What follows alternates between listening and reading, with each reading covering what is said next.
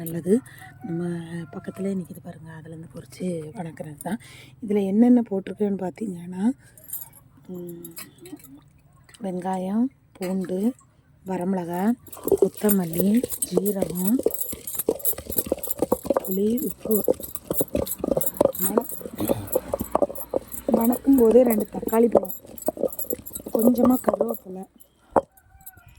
நேற்றுக்கு கரும்பு விட்டுறவங்க கொஞ்சமாக கருவேப்பிலை போட்டு வந்தாங்க. அந்த கருவேப்பிலெல்லாம் சேர்த்து தாங்க ஆட்டுருவேன். நம்ம வல்லாரைக்கீரை சாப்பிட்றதுனால ஞாபகம் மறதிக்கு ரொம்ப ரொம்ப நல்லது.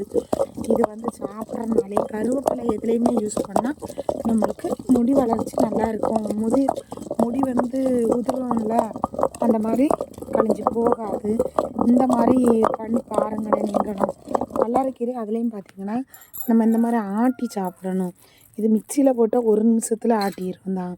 ஏன் நம்மளுக்கு இப்படி ஆட்டி சாப்பிட்டா டேஸ்ட் நல்லாயிருக்கும். இன்னும் கொஞ்சம் கூட சட்னி சாப்பிடலாமான்னு டேஸ்ட் இருக்கும். அந்த மாதிரி இதுக்கு மெயினாக கொஞ்சமாக சின்ன வெங்காயம், தக்காளி பழம்லாம் எடுத்துருங்க. எடுத்து நல்லா நம்ம இந்த இதுக்கு புதினா கீரைக்கு எப்படி வறுப்போம் அந்த மாதிரி வருங்க. போடும்போது உளுந்தம்பருப்பும் கடலைப்பருப்பும் கொஞ்சம் சேர்த்துக்குங்க. அப்போ அந்த டேஸ்ட்டு நம்மளுக்கு நல்லாயிருக்கும்.